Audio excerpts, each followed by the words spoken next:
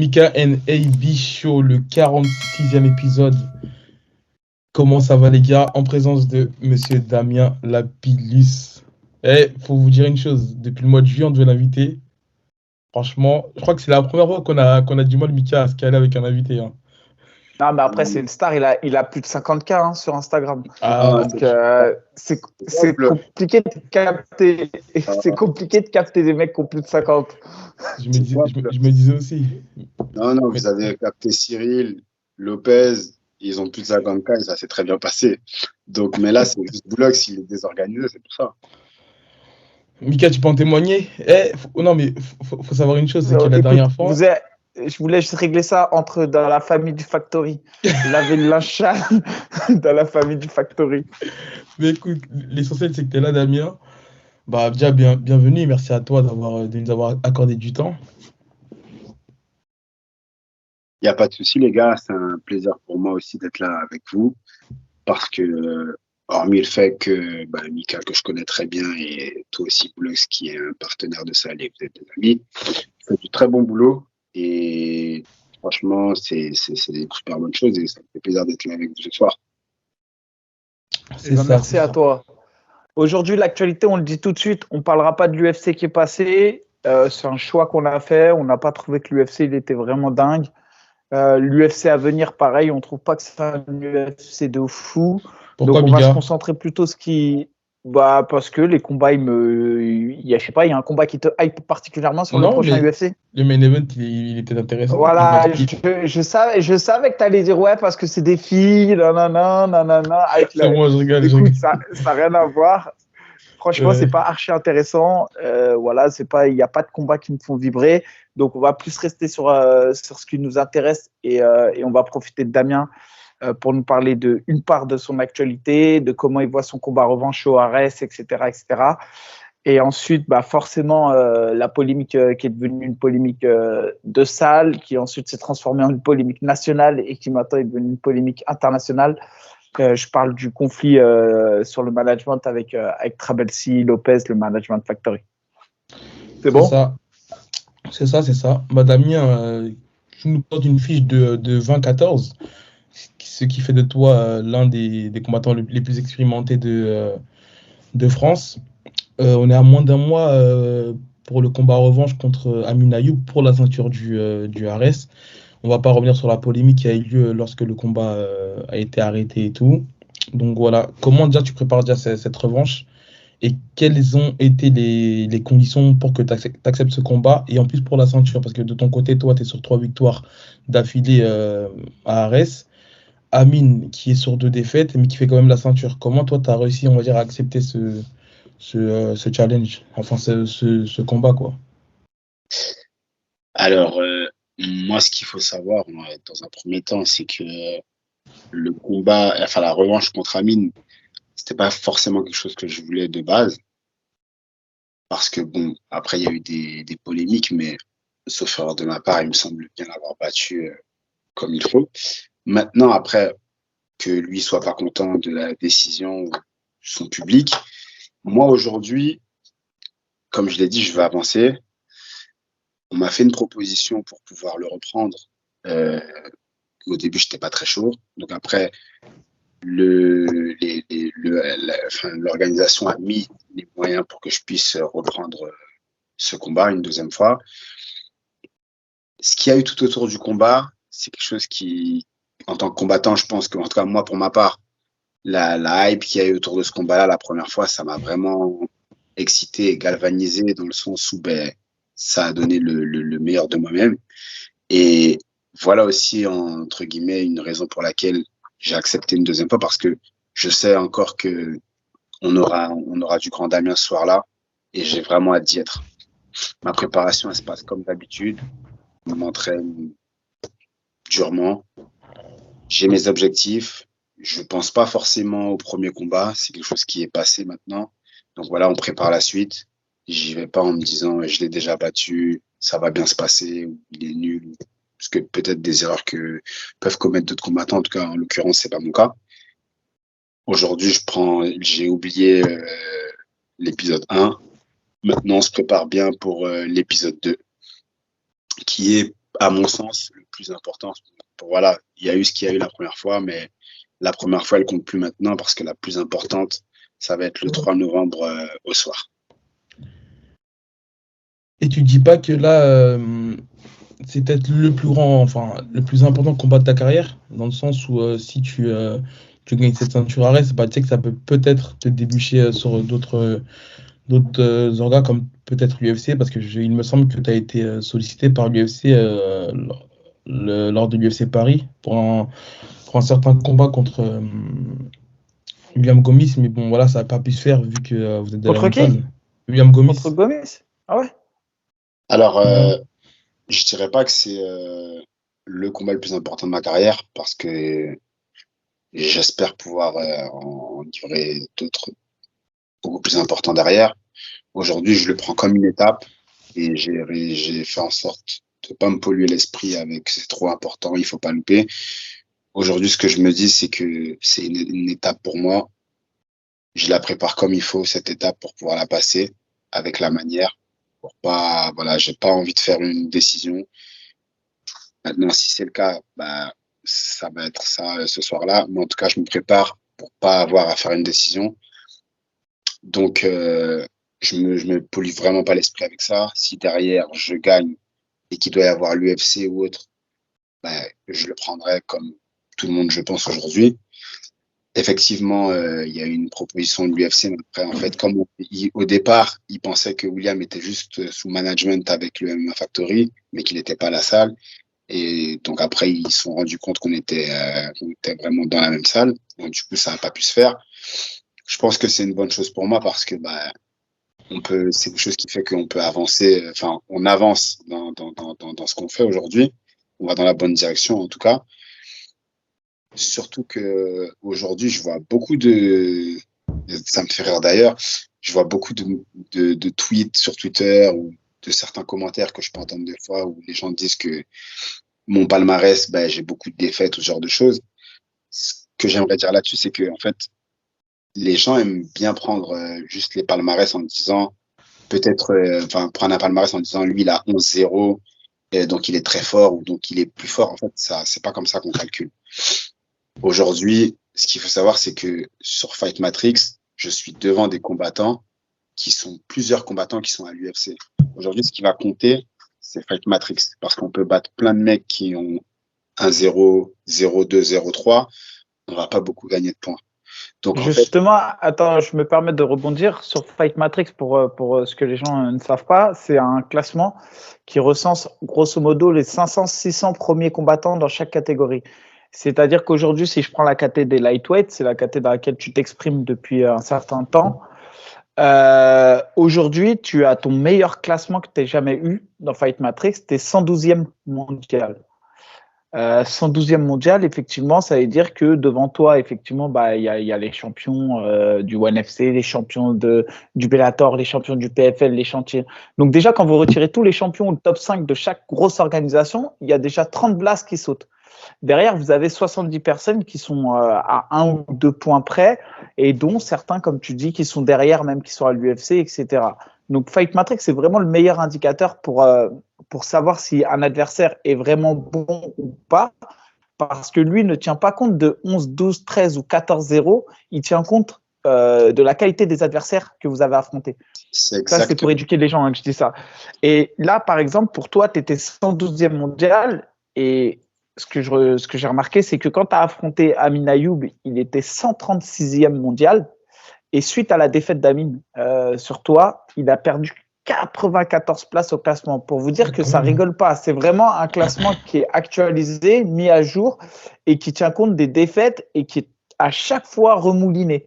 Donc, si vous allez sur Fight Matrix, que vous voyez les classements des personnes, vous avez vraiment leur classement pratiquement à l'instant T, quoi. Donc, ça, c'est pour les gens, s'ils veulent faire la démarche à chaque fois de savoir si on affronte une pomme de terre ou pas, et ben, vous allez checker le blaze. Et des fois, ils apparaissent même pas dans Fight Matrix, pour vous dire. Des fois, ils sont même pas classés. C'est exactement ça, parce que on a déjà eu des combattants à la salle qui venaient faire leur camp, qui avaient 21-1, 19-0. on tape leur nom sur Fight Matrix, et les mecs, ils sont inconnus au bataillon. Parce que tous les mecs qu'ils ont battus, jusqu'à 16-17-0, ils prenaient encore des mecs qui avaient 2-1. En fait, donc ça, c'est quelque chose qui va être comptabilisé. Et les mecs, en fait, ils sont inconnus au bataillon. Donc, vraiment, comme tu viens de le dire, Mika, c'est bien d'éduquer le petit public et le grand public sur ça, parce que eux, ils voient que le mec, il a beaucoup de défaites ou le mec, il a des victoires, mais il est mauvais. Non, en fait, c'est pas comme ça qu'on juge. Et c'est pas parce qu'un mec va être sur Fight Matrix aussi, à l'inverse, qu'il est pas bien classé sur Fight Matrix, que c'est un mauvais combattant aussi également. Donc voilà, il y a des combattants aujourd'hui, je vais pas citer leur nom parce que l'information qu'on est en train de donner, ça va pas, peut-être qu'ils peuvent mal prendre qu'on les ait cités, mais il y a des très bons combattants qui sont pas forcément bien classés sur Fight Matrix, et c'est des très très très très bons combattants, très solides, que souvent les mecs ne veulent pas prendre en disant c'est un combat si ce combat-là je peux l'éviter, ben c'est un combat, il vaut mieux éviter. Le mec il est fort, il est pas bien classé, donc après derrière c'est vraiment comme ça qu'il faut voir les choses. Donc ça c'est un point sur lequel je comptais revenir, parce que c'est bien d'informer les gens. Et pour la suite des événements, en fait, comme je l'ai dit tout à l'heure, je me prends même pas la tête. Là, il y a une seule chose dans ma tête, le jeudi 3 novembre à Ares Fighting. Et voilà, je veux juste sortir de la cage avec la ceinture sur mes épaules.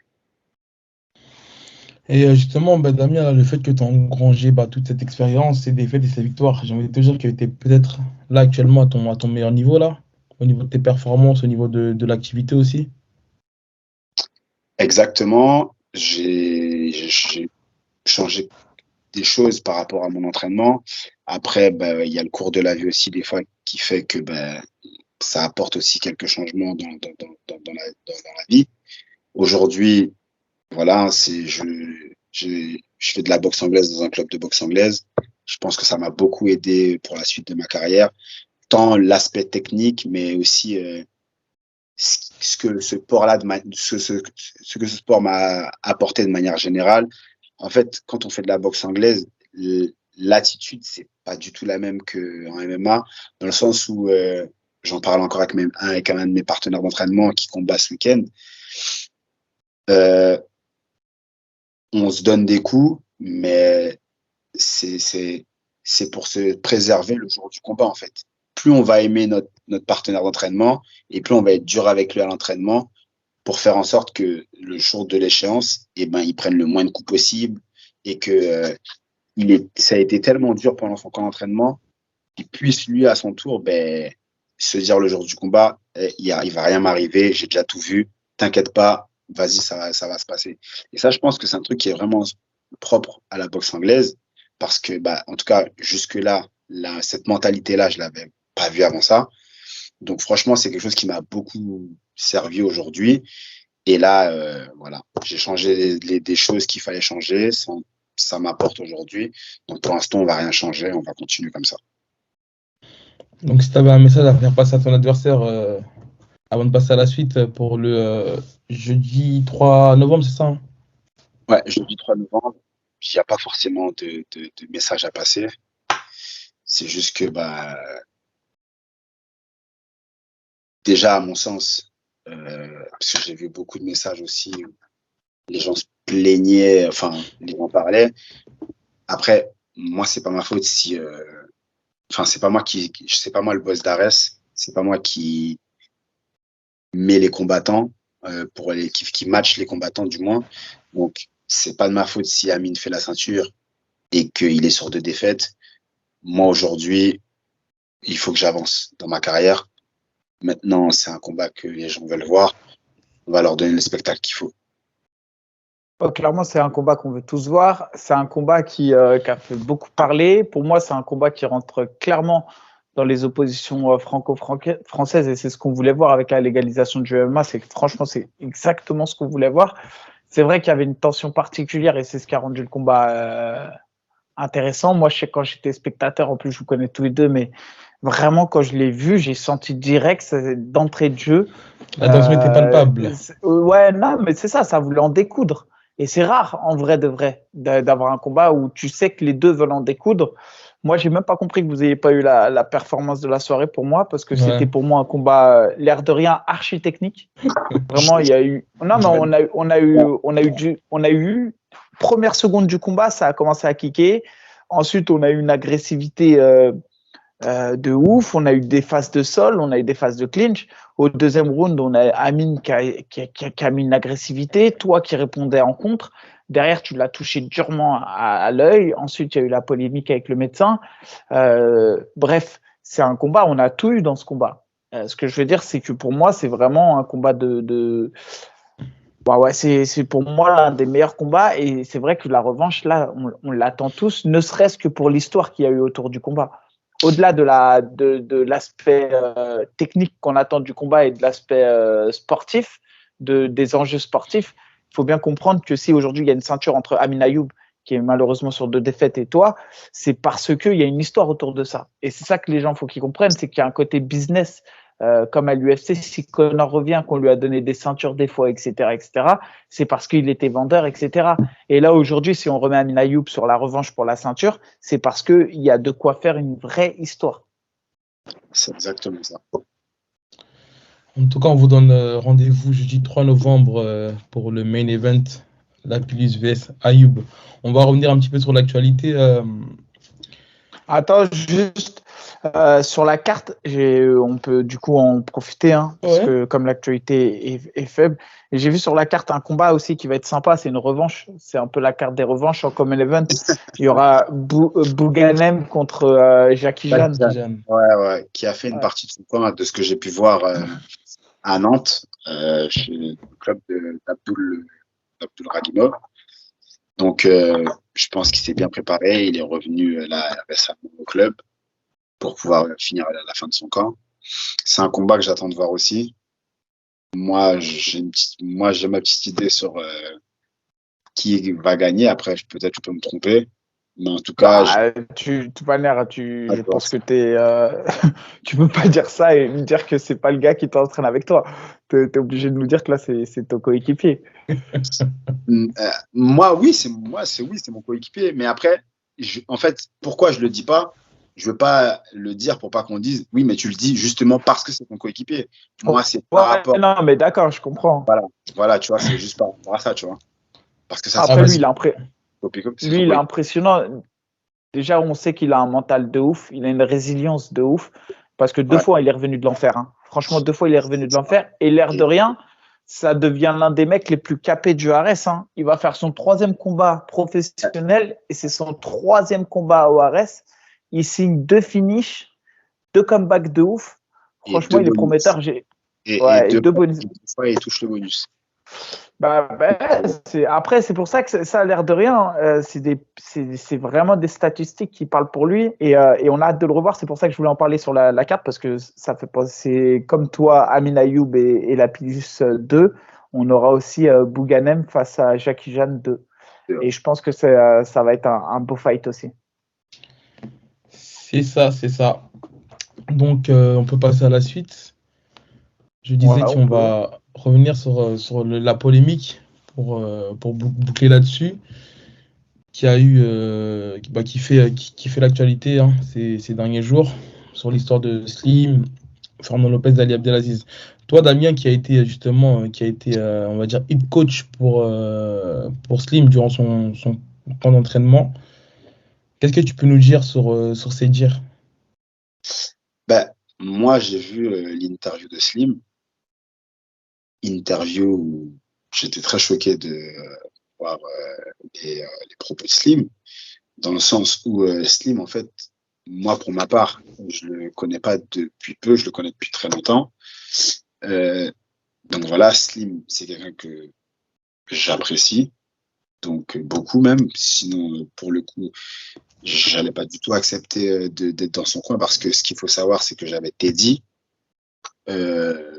Paulin Bégaï, et j'ai aussi servi de sparring partner à Nassour pendant le même temps, et aussi à Baïzangour pour son combat aussi à Arès. Donc, je faisais des coachings, je faisais le sparring, le sparring partner, Et en plus, ben, le cours de la vie continue, donc je dois continuer à m'entraîner aussi de mon côté. Donc, pour le coup, j'ai passé un mois d'août difficile. J'étais vraiment très fatigué. Et de voir derrière que Slim dit que je l'ai entraîné 2 fois, c'est un peu mal passé. C'est un peu mal passé au point où, ben, en voyant ça, je lui ai envoyé un message dans le groupe qu'on avait encore sur WhatsApp, parce que du coup, le groupe était encore là. Et donc, je lui ai écrit un message en lui disant, Slim, comment tu peux dire que je sais pas que je t'avais entraîné 2 fois et en tout cas, en t'ayant entraîné 2 fois, Dieu merci, la stratégie, elle a bien marché, juste avec 2 entraînements. Mais la réalité, c'est que j'ai pas entraîné Slim 2 fois. Je l'ai entraîné énormément de fois et à des heures qui ne m'arrangeaient même pas, en fait. Donc après ça, je vais même pas rentrer dans les détails parce que c'est même pas ça le plus important. C'est juste sur le fait qu'ils disent, il m'a entraîné 2 fois, ce qui est totalement faux. Benjamin l'a entraîné 2 fois aussi, également. Enfin, Benjamin l'a entraîné, il n'aime pas parler de lui, mais Benjamin l'a entraîné. Lopez aussi l'a entraîné. Donc après, moi qui ai des problèmes avec Lopez, j'ai aucun problème avec ça, parce que de toutes les manières, on a le droit de ne pas s'entendre avec les gens. Par contre, si c'est pour dire des choses qui sont fausses, moi jusque-là, je suis pas d'accord. Et là, en l'occurrence, c'est faux ce qu'il dit. Et justement, J'ai même fait appel à des gens donc pour venir travailler avec lui, lui servir de sparring en plus, donc, et mettre la stratégie de son combat au point pour qu'il puisse justement gagner son combat. Stratégie qui, pour le coup, s'est très bien passée et c'est exactement ce que je lui avais dit qu'il allait se passer. C'est un copier-coller qu'il y a eu dans la cage. Donc, je suis très content pour lui. Je lui souhaite le meilleur. Maintenant, il y a plusieurs petits points sur lesquels je suis pas d'accord. Notamment quand il dit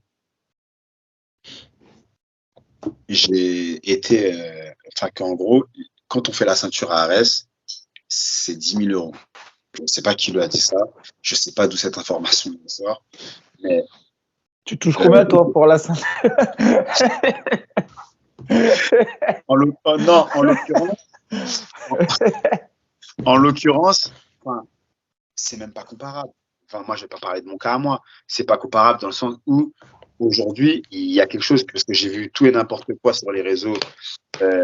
Voilà, des gens qui défendent sa cause, d'autres pas, ou enfin, genre de choses. Mais ce qu'il faut bien comprendre, c'est que quand on est un promoteur et qu'on fait des combats, à aucun moment on va donner 10 000 euros à un mec qui n'a pas de visibilité et qui ne vend pas de ticket. C'est juste inimaginable.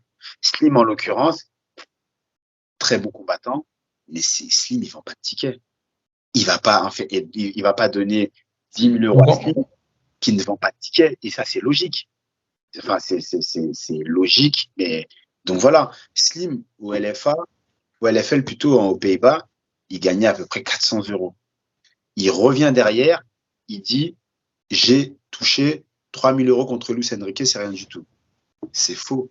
Il n'a pas touché. Effectivement, il a touché 3 000 euros. Mais en fait, quand on vient à Arès, tout le monde connaît la règle. C'est une règle moi, le premier, qui ne m'enchante pas. Mais si on ne finit pas l'adversaire, on n'a pas l'autre moitié de la bourse. OK. Mika, AB, tous les trois là, je pense qu'on peut tous le dire. Est-ce qu'à notre 3e combat d'MMA, on a gagné 3 000 euros? J'ai combattu gratuitement, tout simplement. Après, je suis d'accord pour dire que je n'ai pas gagné 3 000 euros, mais je n'ai pas affronté un vet UFC au 3e combat. Ça, je suis parfaitement d'accord avec toi. Maintenant, ce que je veux dire là-dessus, c'est que effectivement, tu vas affronter un vétéran UFC à ton 3e combat. Ça, c'est totalement normal. Maintenant, ce que je dis, c'est que au bout d'un moment, il y a un delta entre. Mais je suis assez d'accord. Voilà. Et surtout que la polémique, c'est de dire que effectivement, tu as eu 3 000 euros, mais le panier, là, c'est le moyen. Ça, c'est ce que tu peux toucher, la fourchette basse, mais la fourchette haute, c'est 6 000 euros. 6 000 oui, euros. Plus la performance, plus si tu prends le bonus de la soirée. Exactement. Après, je pense que la polémique, elle vient du fait qu'il a dit, en gros, moi, j'ai gagné que 3 000 euros, entre guillemets. Et aujourd'hui, pour me libérer, on demande genre 90 000, c'est 90 ça? 000 euros. Ouais. Moi, 90 000 euros. Je pense que c'est ça la polémique. Et c'est en ça qu'il voulait dire, ouais, moi, en fait, avec eux, j'ai gagné que ça. Et en vrai, aujourd'hui, on me demande 90 000 euros. La polémique, elle vient de là. Après, moi, je vais dire ma vision des choses. Ma vision des choses, c'est que c'est trop compliqué. Aujourd'hui, même moi qui suis dans le milieu, j'ai du mal à savoir aujourd'hui. Il y a des choses, hein, on peut dire de manière factuelle. C'est facile hein, de dire quand on l'entend raconter ce qu'il dit, qu'il a vécu dans une cave et tout. Bon, on peut comprendre qu'il y a de la compassion et tout.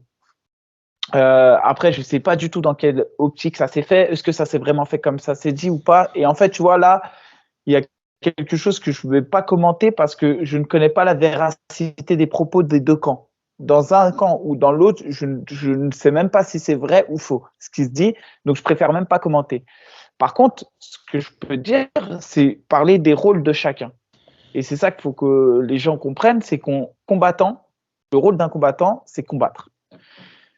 Le rôle du combattant, c'est d'avoir l'intelligence de se dire, OK, je vais aller dans une team qui va travailler pour moi. C'est ce que tu disais tout à l'heure, Damien, c'est que tu vas avoir des gars qui vont accepter de te donner du temps, des gars qui vont accepter de te donner de l'énergie. Et de l'énergie, quand je dis de l'énergie, ça veut dire qu'ils vont te donner des sparring de qualité. Et des sparring de qualité, parfois, ça passe par des sparring durs, parce que c'est ce qui va te faire monter en progression. Donc déjà, c'est de trouver un gym dans lequel on se sent bien, dans lequel on a les bons. Si par exemple, lui, il est poids lourd, il va dans un gym où il y a que des poids légers, c'est pas bon, par exemple. Ouais.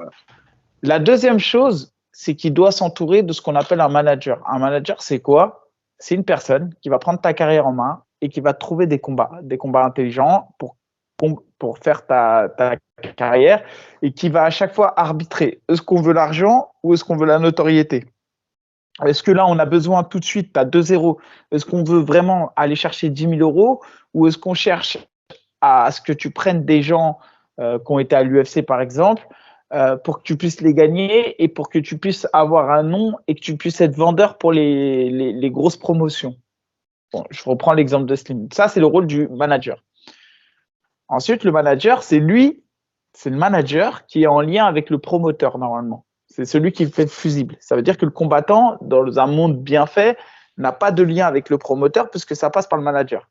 Le promoteur, lui, son rôle à lui, le promoteur, c'est de signer des combattants le moins cher possible et de signer les meilleurs combattants possibles.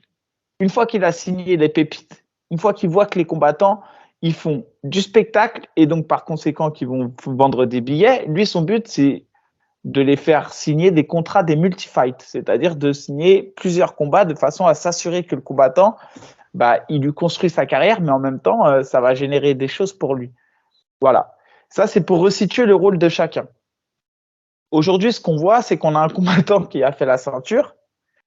Une fois qu'il a fait la ceinture et qu'on lui a proposé la Big League, il a dit, en gros, ce qui s'est passé, c'est « Salut, je pars au ARES et je pars au MMA Factory ». Et en gros, là, le problème, c'est que les gars du Factory, enfin, le management de Factory se sont escrocs, j'imagine, parce qu'ils se disent, attends, nous, on a misé sur lui, il part au moment où il va nous rapporter des sous. Le promoteur Ares se dit, attends, nous, on lui donne la ceinture, il part, on n'a rien gagné sur lui.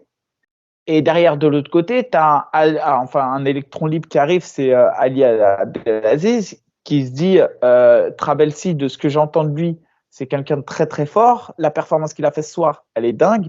L'UFC en poids lourd, en lutteur, on n'en a pas. Et donc, je pense que ce mec-là peut me rapporter de l'argent. Et donc, il faut bien comprendre que c'est un monde de business. Là, il n'y a pas de bisounours dans les trois, que ce soit Ali, le Management Factory Lopez ou le Ares Lopez. Pour moi, il n'y a pas de bisounours entre les trois. Les trois savent que potentiellement Trabelsi vaut de l'argent. Clairement, ils savent qu'il va générer de l'oseille. Et du coup, après, il y a les contrats, il y a tout ça, il y a le côté factuel. Et ça, encore une fois, c'est pareil. C'est des choses qui, moi, en tout cas, me dépassent un peu juridiquement. Mais voilà, pour que les gens comprennent, il faut aussi se mettre à la place du promoteur, du manager. et autres. Et c'est pour ça que je dis toujours, et ça c'est ma position moi par mon expérience, que c'est jamais bon quand vous avez une personne qui détient plusieurs casquettes. Et je pense que les polémiques naissent de là, c'est parce que Lopez, il est patron d'une salle, il est promoteur en même temps et il gère le management factory.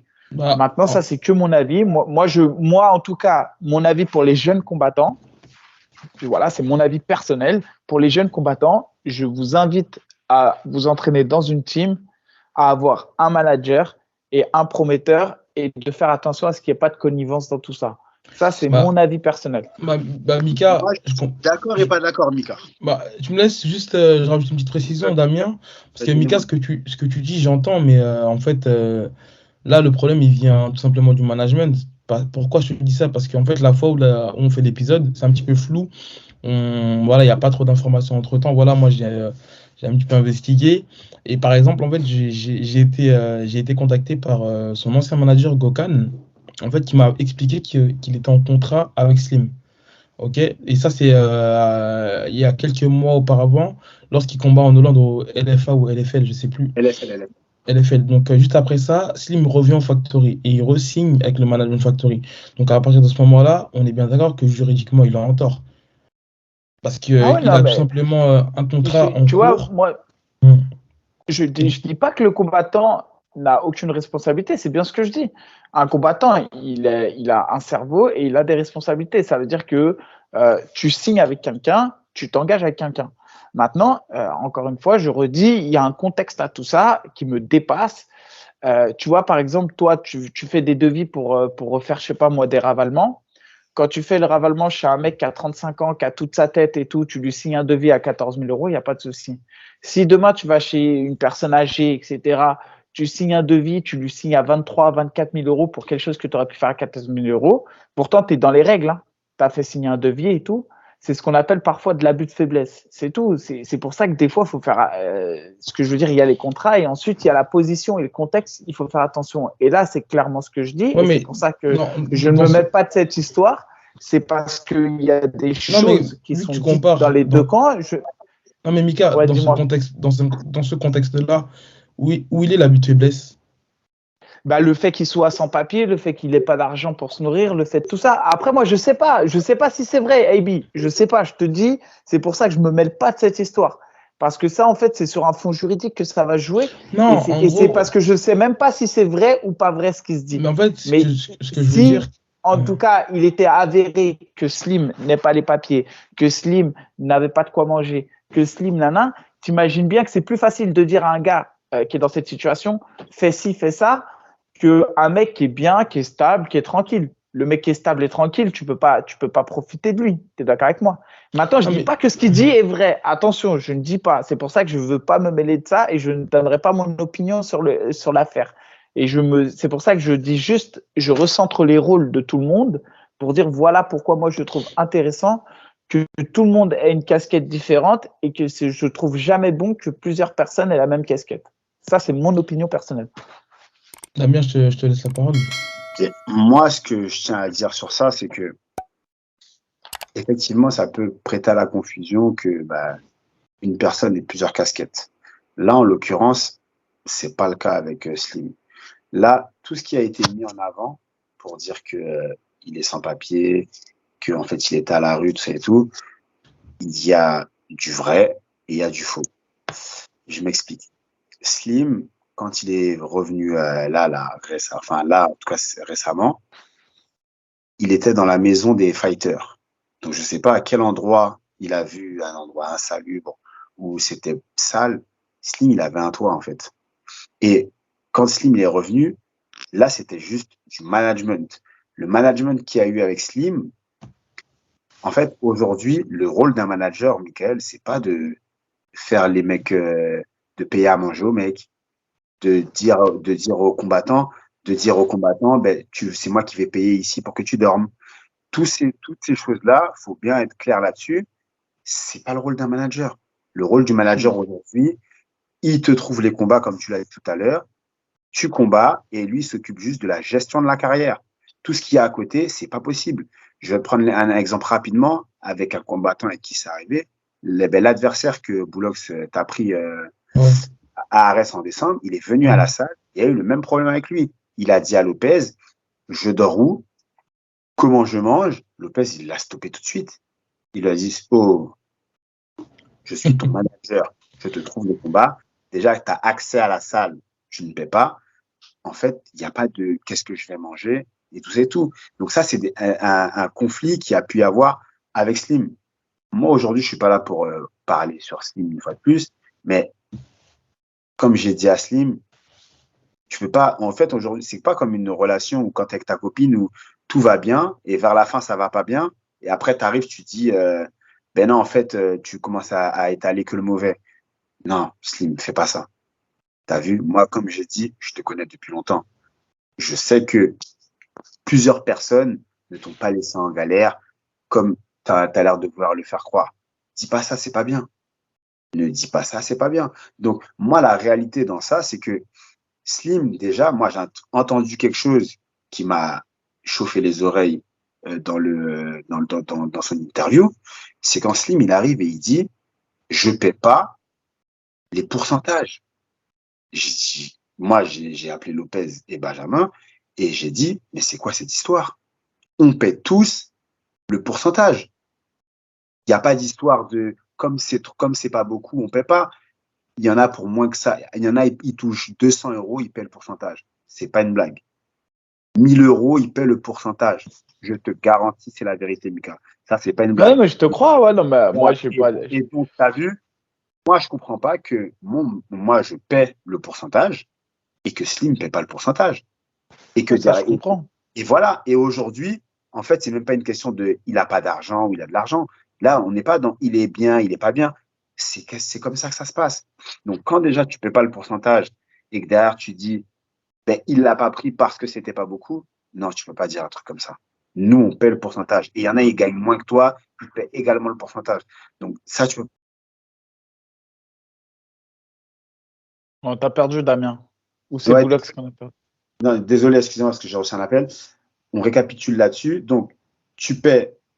Là, il a dormi dans la maison des fighters. Il faut savoir, il faut payer. Il n'a pas payé. Il a donc pas payé les pourcentages. Il y a un autre truc où il arrive, il dit, sur les 3000 euros que j'ai touchés, on m'a facturé les 120 euros. Il est. Attends. Damien, attends, mets-toi en mode ne pas déranger. Comme ça, au moins, les appels, ils te. Il n'y a pas ça sur Samsung. On te laisse poursuivre. Ouais. Non, mais vas-y, ouais, vas-y, c'est intéressant. Et voilà. Et du coup, il arrive, il dit, on m'a même fait payer les 120 euros pour la licence. Mais ça, on le paie tous, nous. Mika, tu vas combattre à Arès, tu vas payer ta licence. AB, tu t'as combattu à Arès, tu payes ta licence. Ça, c'est même pas nous, c'est même pas le Non, manager. c'est la FFM, enfin bref, c'est la fédération. Fédération, c'est la fédé. MMAF.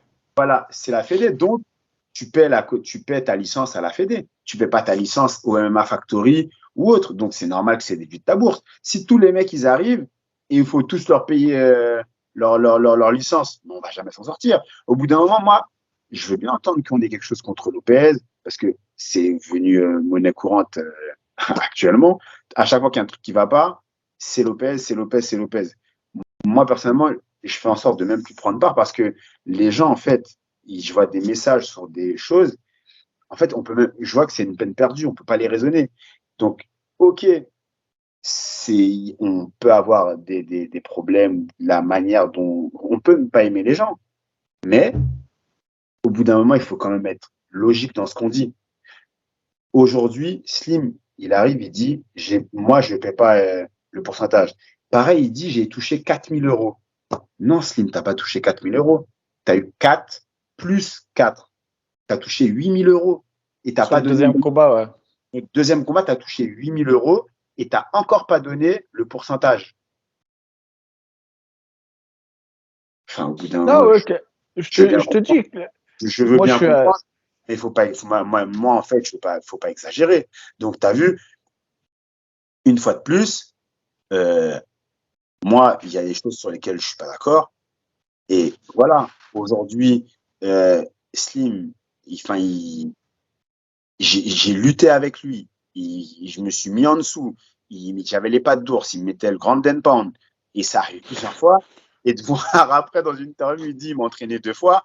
Non, Slim, je suis pas d'accord. Je peux pas être d'accord avec un truc comme ça. Et ça me vexe même, j'ai envie de te dire.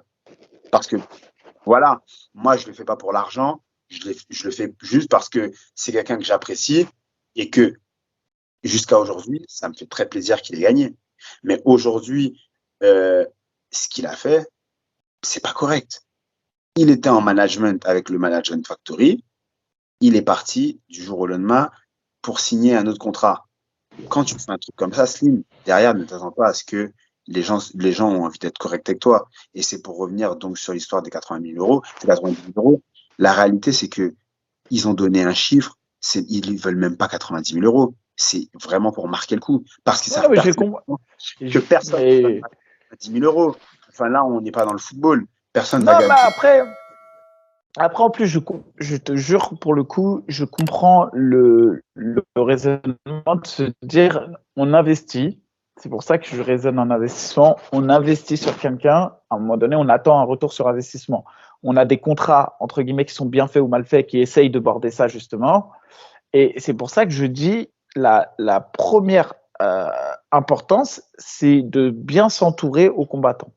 Et c'est pour ça que je me sers de cette polémique pour extraire ça, parce que, en fait, cette polémique, je m'en fous, parce que, comme je dis, j'ai pas la véracité de ce qui s'est passé, et je suis pas juge, je suis pas avocat, et en vrai de vrai, même, ça m'intéresse pas tant que ça. Mais par contre, ce qui est sûr, c'est les combattants, lisez ce que vous signez. Vous signez des trucs qui vous engagent. Ça veut dire arrêtez de signer.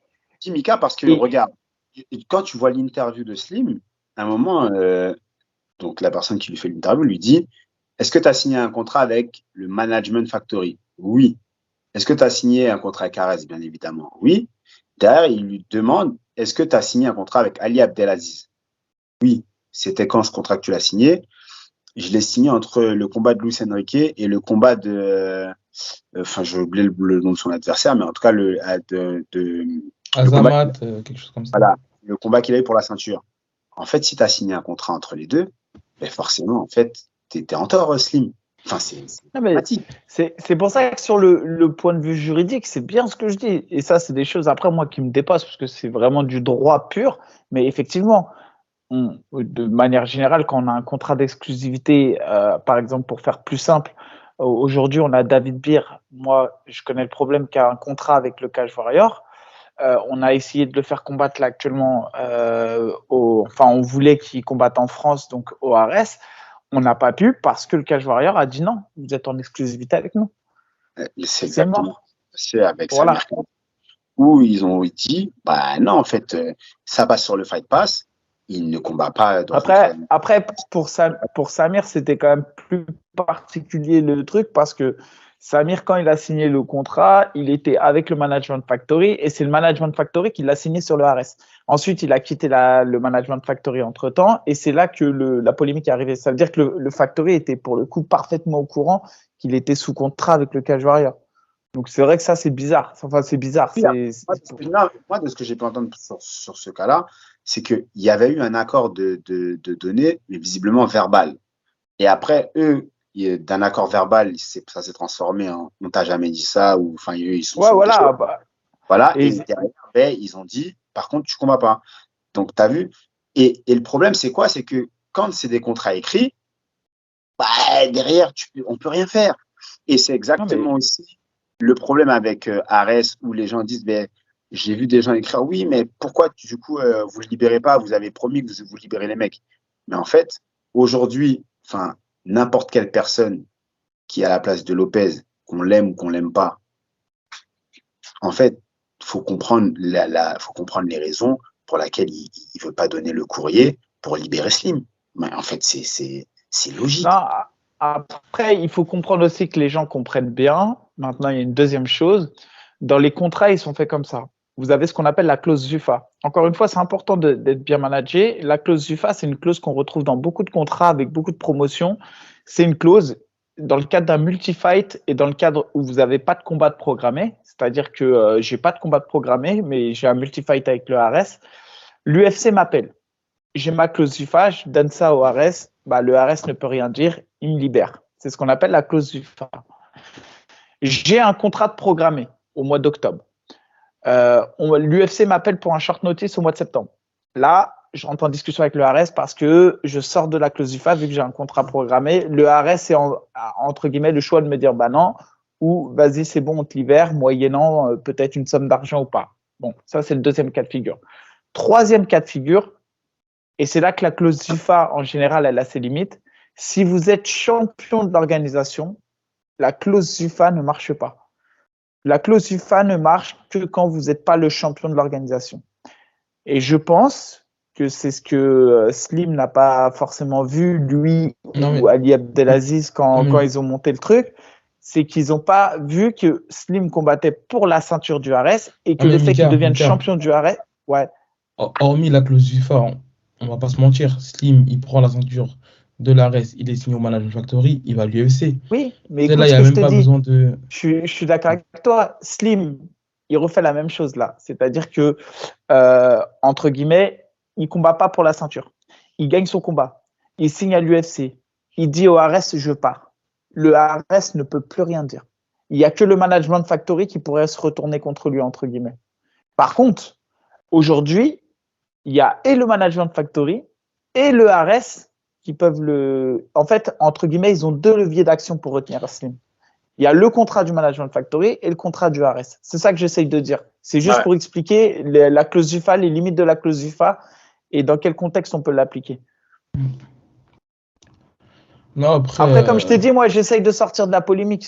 J'essaye de sortir de la polémique. J'essaye juste que les gens comprennent les enjeux et les rôles de chacun. Moi, c'est ce qui m'importe. Parce que si on rentre dans la polémique, je te jure, on n'en sortira pas. Non, c'est ça. Moi, je voulais juste, en tout cas, parce que vu comme je suis un petit peu, je me répète un peu, mais la dernière fois, on n'en savait pas beaucoup. Mais là, voilà, comme je t'ai dit, moi, j'ai pu discuter avec certaines personnes. Donc, j'ai appris que, voilà, il était signé avec un manager belge. Ensuite, il re-signe avec le Management Factory. Et derrière, il re-signe avec Ali Abdelaziz. Donc, en fait, juridiquement, bah, malheureusement, il n'est pas dans les règles. Et je prends mon exemple, moi, à ma petite échelle, lorsque je quitte Guillaume Pelletier, on me dit que c'est un coup de pute. Et tu as les mêmes personnes qui viennent maintenant prendre la défense de Slim. Donc voilà, quand on regarde la forme, c'est à peu près le même schéma. Slim, il a été monté, je ne sais pas s'il a été monté de A à Z par le MMA Factory. Et derrière, en gros, au moment où il est sur le point, en gros, d'aller à l'UFC, bah, c'est à ce moment-là qu'il veut quitter Fernand Lopez. Après, voilà, pour les causes, pour ses causes, elles sont propres à lui. Mais en tout cas, voilà, je tiens à dire que juridiquement, lorsque tu as des contrats, bah, tu n'es pas dans les règles. Et tu as bien vu que même Guillaume l'a dit lui-même que depuis que je suis parti, il a maintenant engagé lui, il a eu 3 pertes, entre guillemets, qui sont arrivées successivement. Il y a eu toi qui est parti. À plus haute échelle, en termes de, je parle de prospect, il y a Abdullah Abdouragimov et il y a Fares Ziab. Donc, effectivement, lui, il a senti qu'il devait se structurer. Et après, c'est logique que tout le monde se structure. On est, comme le disait Damien, tu peux pas fonctionner à la parole. La parole, ça marche que quand il n'y a pas de problème. Ça, il n'y a pas de souci. Le jour où il y a un problème, comme on dit, les écrits restent et les paroles s'envolent. Il n'y a pas de comment dirais-je. Et moi, j'insiste juste pour les combattants, branchez votre cerveau 2 minutes. Quand vous devez signer quelque chose, à partir du moment où vous avez signé, c'est votre responsabilité de savoir de quoi vous avez signé. C'est tout ce que je dis. Il faut pas être infantilisé. C'est exactement ça. Et si vous avez un mec en face de vous qui vous dit ouais, c'est ci, c'est ça, ne le croyez pas sur parole. Ça n'existe pas. Le monde, il n'est pas tout blanc, il n'est pas tout noir. C'est tout. Nous, dans ce cas-là, faites relire votre courrier par un avocat. Comme ça, au moins, voilà, vous êtes au courant de ce que vous signez. Je pense que c'est tout pour nous, Mika. Damien, à part si vous avez quelque chose à rajouter. Non, moi, je ne vais pas rajouter. Après, on sera là pour le ARES, effectivement, pour regarder ça avec impatience. Et avant ça, il y a la grosse échéance que j'attends avec impatience, c'est Makhachev Oliveira. Mais Exactement. Sinon, il n'y a rien qui me fait vibrer en ce moment dans le monde du MMA. Il y a pas grand-chose. Un pronostic pour Makhachev Oliveira. Bah, moi, plus ça va, plus je vois Oliveira. Franchement, plus ça va, plus je me dis qu'Oliveira va choquer le monde. Idem pour moi. Je partage ton avis. Je crois que je suis le seul pro Makhachev. aujourd'hui. Moi, en fait, j'ai l'impression que Makhachev, dans son attitude, après, c'est une très bonne chose, hein, mais c'est que il pensait qu'il va gagner, ça, c'est indéniable, il le faut et c'est très important. Mais la manière dont il nous vend le truc, c'est que Oliveira est déjà enterré. Et ça, je pense que c'est ce qui peut lui donner une surprise qu'il n'attend pas pendant le combat, en fait. Ouais. Quand on est trop sûr de soi, on peut se dire on va gagner en disant on le sait au fond de nous, il y a un risque. Mais des fois, quand on tient des propos, bah, c'est un peu difficile des fois de faire en sorte de se tenir derrière. Et aujourd'hui, Oliveira l'a prouvé à maintes et maintes reprises et c'est un combattant que j'aime beaucoup parce que il a eu une période noire, il est revenu vraiment et là il est vraiment revenu plus que jamais et voilà pourquoi j'ai hâte de voir ça. Makhachev, c'est un combattant exceptionnel aussi avec une grosse amélioration en boxe. Il n'est pas juste fort en lutte, il n'est pas comme beaucoup de lutteurs du Caucase où il va forcément entrer dans les jambes. C'est quelqu'un qui peut également boxer aussi. Donc ça en fait vraiment un combattant très dangereux. Mais derrière, on a Oliveira qui, lui, pour le coup, plus j'ai entendu dire que sans ses lunettes, il voyait pas très bien. Je me demande s'il voyait bien ce qui se passe.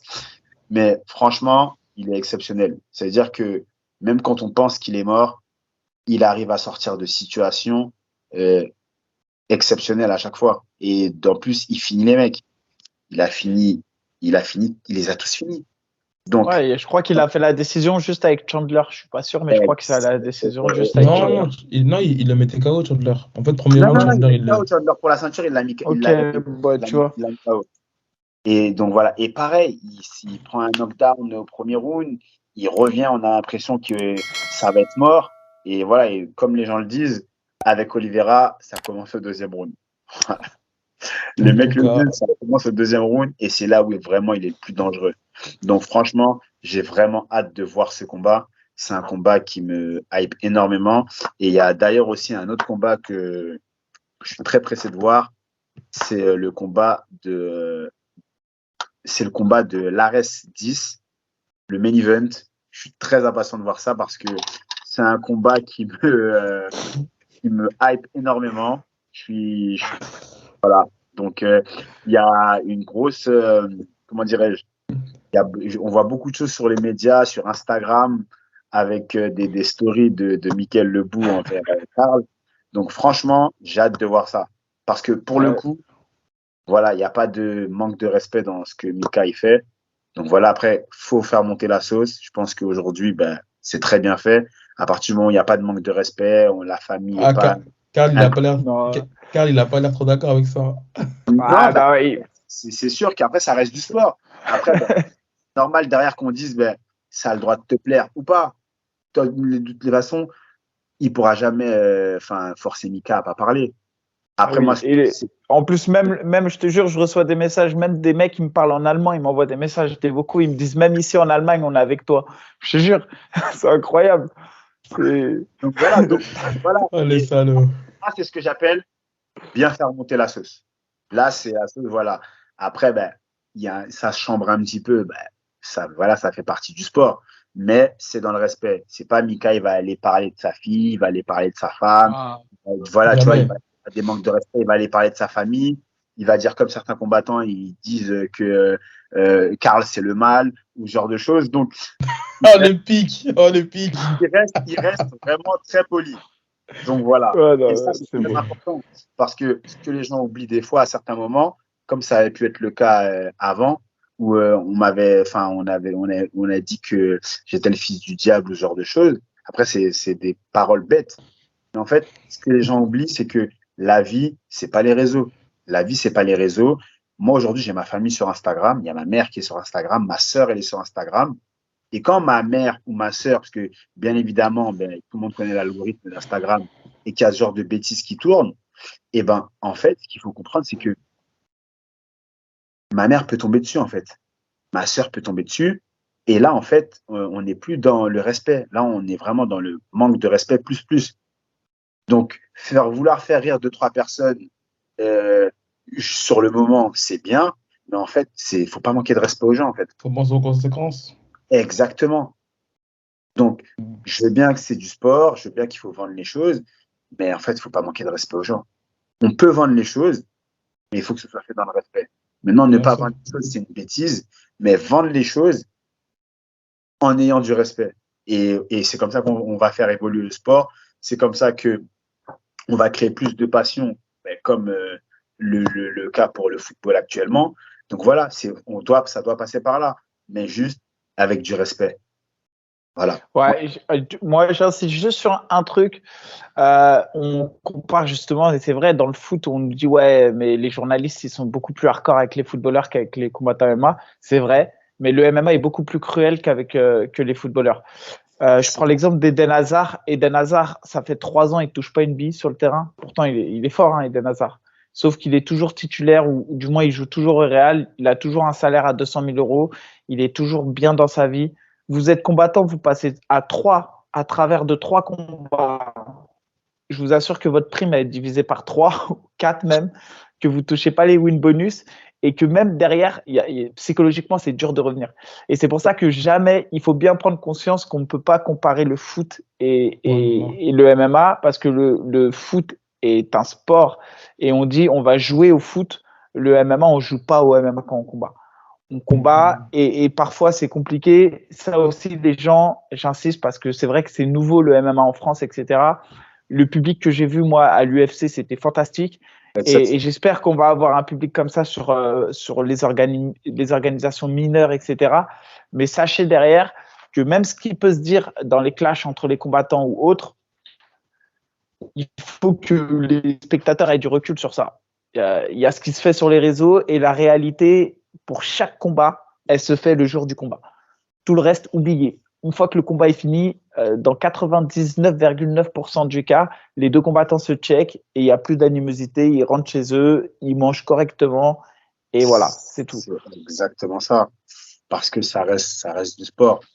Il n'y a pas, enfin voilà, après, mis à part s'il y a des trucs graves, mais sinon, ça reste du sport. Et faut avancer. Et donc, c'est ça. Moi, je suis parfaitement d'accord avec ce que tu viens de dire. Et c'est nouveau, mais les choses, j'espère du moins que les choses vont évoluer sur ce point-là. Mais en tout cas, ça va dans le bon sens. Revenir sur le public de l'UFC, c'était juste exceptionnel. De vivre la Marseillaise et vraiment le public, on n'a pas à se plaindre. Le public français, on a un très bon public et j'espère encore vivre des moments comme celui que j'ai vécu à l'UFC dans le public, mais c'était exceptionnel. C'est vraiment là, on sent que après avoir combattu dans les 4 coins du monde, quand on voit qu'on a ça chez nous en France, on se dit c'est exceptionnel. Si ça donne franchement, c'était incroyable. Moi, vraiment, j'ai eu des doutes et quand j'ai vu ça, comme tout le monde, de toute manière, là, pour le coup, on a vraiment fait l'unanimité. Et je vous le dis, après, quand j'ai dit à un moment donné qu'on aurait sûrement un UFC numéroté en France, vu l'ambiance qu'il y a eu, et Dana White lui-même l'a confirmé. C'est pour vous dire à quel point être spectateur, des fois, vous êtes aussi des acteurs quelque part, parce que c'est vous qui avez rendu ça possible.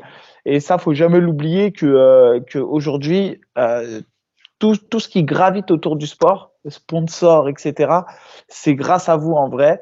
Et c'est pour ça, on vous invite à liker la page YouTube, à aller follow Damien Lapillus sur Instagram parce que c'est important aujourd'hui, les réseaux sociaux, et à venir liker nos pages Instagram, celle de Boulox et moi. Tout est dans la description, les amis. Et pour revenir sur Makhachev Oliveira, parce qu'on n'a pas parlé, moi je pense la même chose que toi, Damien. Et en plus, j'ajoute à ça que pour moi, Oliveira, il a prouvé sur des combattants beaucoup plus difficiles que Makhachev a battu. Aujourd'hui, Makhachev, il n'a pas battu grand monde, si tu regardes bien, alors que les 4 derniers combats d'Oliveira, c'est incroyable. Je suis même pas sûr que Khabib ait battu 4 mecs d'affilée de ce niveau-là. Et pourtant, moi, je suis un pro Khabib. Et j'ai l'impression qu'aujourd'hui, l'aura, tout ce qu'il y a autour de Makhachev, on le construit autour de la légende à Khabib. Mais wesh, Makhachev, c'est pas Khabib. Non, mais ça, je comprends ce que vous dites, mais il faut savoir qu'en fait, à un moment donné, Makhachev le dit clairement. Oui, on l'a refusé. Twitter, on l'a énormément refusé. Donc en fait, à ce moment-là, qu'est-ce que tu veux reprocher de Tsarukyan, non, quand il a affronté Tsarukyan, j'ai vu le combat était difficile. J'ai vu Gamrot face à Tsarukyan. Aujourd'hui, Tsarukyan est 2 fois meilleur que ce qu'il a été face à Makhachev. Je te dis que Makhachev, c'est pas Khabib.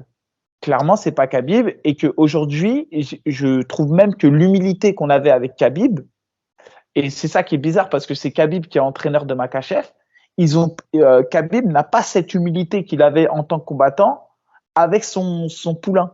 C'est-à-dire que Khabib, qui était extrêmement humble en tant que combattant, l'est beaucoup moins en tant qu'entraîneur et entraîneur de Makhachev.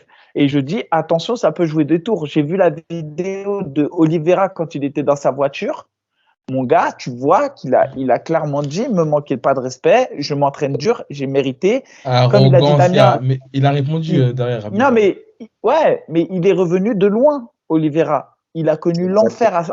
Et je vous dis franchement, plus ça va et plus je vois Oliveira, moi. Ouais, moi, je suis. Voilà. On sait pas. En tout cas, vous êtes tous invités chez Mickaël Lebou le 22 octobre, le 30 octobre. En plus, la maison, elle brille. Il y a un mec qui met ses mains sur ma peinture, la tête de Wam, je prends un chèque de caution. La tête de Wam. On fait une watch party chez Mickaël Lebou. Il n'y a pas de watch party, gros. Et déjà, je retire tout le monde. Il n'y a pas tout le monde est invité. Il y a juste les mecs que j'aime bien. Et la tête de Wam, il y a un chèque de caution dès que vous rentrez à la maison. Donc c'est bon, Mika se rendra disponible parce qu'il est en plein travaux. Donc on vous promet qu'à partir de la semaine prochaine, il y aura les épisodes tous les lundis 18h. Et avec, non, attends, qu'est-ce que tu essayes de dire, gros? Genre, t'es en train de mettre. Non, il est en train de dire que l'épisode, il n'est pas sorti parce que j'étais en travaux. Ça fait en douceur. Non, il est fou. Attends, déjà de 1. Comme j'ai dit, Damien, on devait l'avoir au mois de juillet. Les gars, on est en retard, mais vous inquiétez pas, c'est de la faute à Mika, mais ça va pas se reproduire. Maintenant, on va aller de l'avant. C'est un fou, Aibi. Laisse tomber. Non, mais Mika, il est occupé. Hein. Parce que si je raconte tout ce qu'il y a eu là, l'émission, on ne devait même pas la tourner aujourd'hui, mon gars. Mais laisse tomber, c'est bien. On l'a tournée, on va la diffuser. En plus, je reçois plein de messages parce que comme tu as annoncé que l'émission, elle devait se faire avec Lopez, et j'ai reçu plein de messages. Elle est où l'émission? Elle est où l'émission? Entre les gens qui taquinent, les gens qui truquent, machin. Je dis, ouais, je suis des frères. J'ai allé voir Aibi. En tout cas, on vous annoncera les prochains invités d'ici quelques jours. Et en tout cas, merci d'avoir été là, Damien. Non, et merci. Bon courage pour ton combat, bonne préparation et merci. Donnez-nous le meilleur. Et on sera là pour regarder. C'est pas dans moins d'un mois, c'est dans un peu plus d'un mois. 6 semaines. Voilà, 6 semaines. Mais j'ai pas rebondi dessus. J'étais laissé. Vas-y, ok. Bon. Bonne soirée à vous, les gars. Messieurs. Vas-y, à plus tard. Vas-y. Ciao.